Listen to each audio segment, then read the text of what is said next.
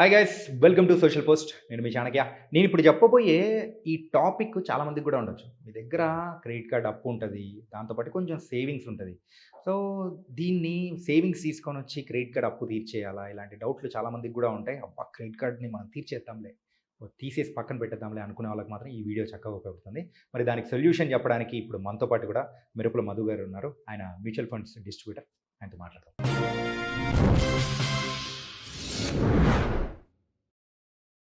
Hi sir. నమస్తే sir. నమస్తే అండి. Simple sir.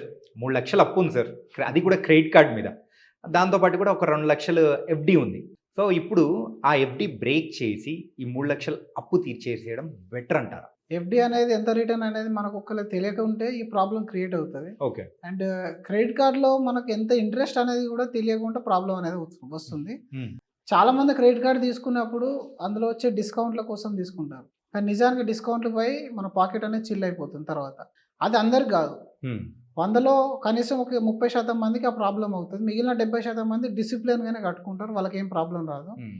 జనరల్‌గా మనకు ఒక 3,00,000 రూపాయలు క్రెడిట్ కార్డ్‌లో మనం స్వైప్ చేసామనంటే దాని అర్థం ఏంటంటే మనం ఇంకా సేవింగ్స్ అవన్నీ కూడా వదిలేసామని అర్థం. హ్మ్. వెరీ ఫ్యూ పీపుల్ ఏంటనంటే ఏదైనా మెడికల్ ఎమర్జెన్సీ ఫంక్షన్ అలాంటివి వచ్చినప్పుడు వాడతారు. That is different case. But మీరు ఎప్పుడైతే ఫుల్ పేమెంట్ కట్టలేక మినిమమ్ పేమెంట్ కడుతూ దానికి తోడు ఇంకా కొంత సేవింగ్స్ అంటే మీరు అన్నట్టుగా ఎఫ్‌డి అనేది చెప్పారు.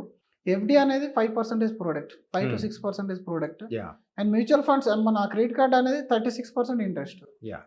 ఇవి రెండిటికి ఎక్కడ లింక్ అవుతుంది? సార్, ఇంకా అంటే 30% డిఫరెన్స్ ఉంది సార్.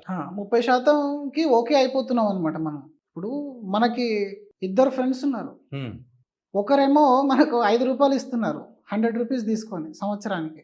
ఇంకొకరి దగ్గర మనం అప్పు తెచ్చుకున్నాం. వాళ్ళకి రూ. 36 కట్టాలి సంవత్సరానికి. సింపుల్‌గా తెలిసిపోతుంది మనకు. అంటే మనం ఏం తప్పు చేస్తున్నాం అనేది. కానీ దాన్ని ఎందుకు మనం కట్టలేకపోతున్నాం అని అంటే అది యాక్చువల్‌గా బిహేవియర్ ఇష్యూ. హ్మ్. ఫైనాన్షియల్ ఇష్యూ కాదు, అది బిహేవియరల్ ఇష్యూ. 2,00,000 ఎఫ్‌డి తీసేస్తే ఇంట్లో మనకు ఉన్న కొంత సేవింగ్ కూడా పోతుందనే చిన్న భయం ఉంటుంది ప్రతి ఒక్కరికి. హ్మ్. మనం ఇప్పటిదాకా జాబ్ చేసిందే ఆ 2,00,000, 3,00,000.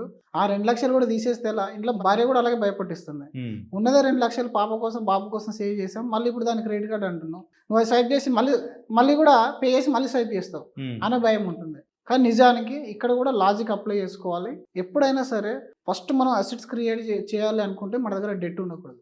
డెట్ క్రియేట్ అయ్యేంత వరకు అసలు అసెట్స్ గురించి ఆలోచించకూడదు. ఏ మనిషి అయినా సరే, ఎంత చిన్న అప్పు అయినా సరే, ఒకే ఒక అప్పు అనేది ఉండాలి. అది ఇంటి లోన్ ఉండాలి. హుహు. ఇంటి లోన్ తప్ప మిగిలిన ఏది కూడా ఉండకూడదు మనిషికి. ఈవెన్ కార్ లోన్ కూడా డేంజరస్సే. హ్మ్. ఇంటి లోన్ ఏంటనంటే వచ్చే ఇంట్రెస్ట్ ఏదైతే ఉంటుందో 8% అండ్ 8% కంటే లోపు ఉంటుంది.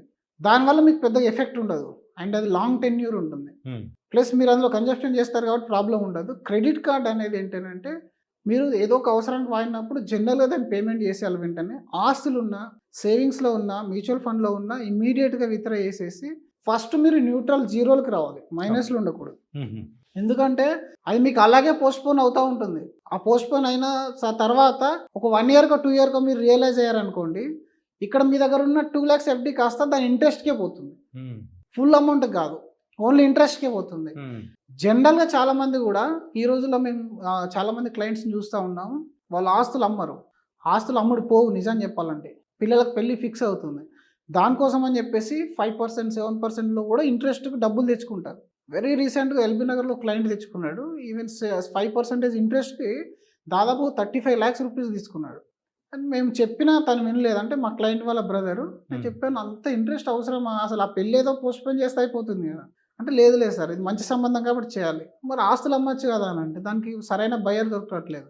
యాక్చువల్‌గా మీకు అర్థమవుతుందా? ఒక 2 ఇయర్స్ గనుక మీరు ఇదే ఇంట్రెస్ట్ కట్టారనుకోండి, మీరు ల్యాండ్ అమ్మినా దాంట్లో 20% లాస్ అవుతారు. హ్మ్. ఈవెన్ 1 సీఆర్ ఉన్న ల్యాండ్ అమ్మినా మీరు అందులో 20% లాస్ అవుతారు. ఎందుకంటే 5% ఇంట్రెస్ట్ అని అంటే 30,00,000 పైన అసలు ఎంత కడుతున్నారు ఒకసారి సంవత్సరానికి మీరు అర్థం చేసుకోండి.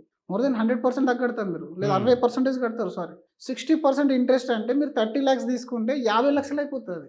అంటే మీరు 1 సీఆర్ ప్రాపర్టీ ఉంచుకున్నా అది 50% పడిపోతుంది. ఆ లాజిక్ మీకు అర్థం అవ్వట్లేదు. అదేదో హాఫ్ ఇది హాఫ్ ఎకర్ ఆఫ్ ద రాసి అమౌంట్ ఇచ్చేస్తే అయిపోతది అయిపోతుంది. కదా! ఇప్పుడు దాని బదులుగా మీరు అసెట్‌ని రాసేస్తే అయిపోతుంది. అసలు అదే అదే. రైట్? మీరు అది చేయలేక ఇక్కడ ఏదైతే పని చేస్తున్నారో ఇక్కడ ఎంత లాస్ ఉంటుందో సేమ్ లాస్ ఇక్కడ క్రెడిట్ కార్డ్ వర్సెస్ ఎఫ్‌డిలో కూడా ఉంటుంది. హ్మ్.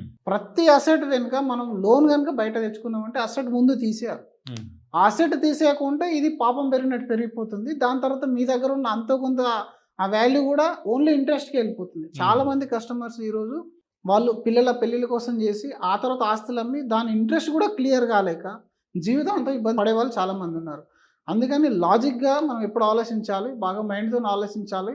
అప్పులు అనేది లేపిన తర్వాతనే మనకు ఆస్తుల గురించి ఆలోచించాలి. ఓకే. అసలు అప్పులున్న వ్యక్తి ఎప్పుడు కూడా సేవింగ్స్ గురించి మనం అస్సలు ఆలోచించకూడదు. కావాలంటే ఇన్‌కమ్ పెంచుకోవడానికి ఆలోచించాలి. హ్మ్. అదొక ఆలోచన తప్ప మిగిలిన ఎప్పుడు కూడా అది ఎంత చిన్న అప్పు గాని, ఈవెన్ క్రెడిట్ కార్డే గాని, పర్సనల్ లోనే గాని, ఏ లోన్ అయినా which is more than your 10% interest కన్నా ఏ లోన్ ఉన్నా దాన్ని ఇమ్మీడియేట్‌గా క్లోజ్ చేసే ప్రయత్నం అనేది చేయాలి. అంటే పర్పస్ దేనికోసం ఆ అప్పు చేశాము. హ్మ్. ఒకవేళ మీరు దాన్ని ఇన్వెస్ట్‌మెంట్ కోసం చేశారు అనుకుంటే దట్ ఈస్ డిఫరెంట్ కేస్. అది ఎంత ఇంట్రెస్ట్ కడుతున్నా అది వేరు.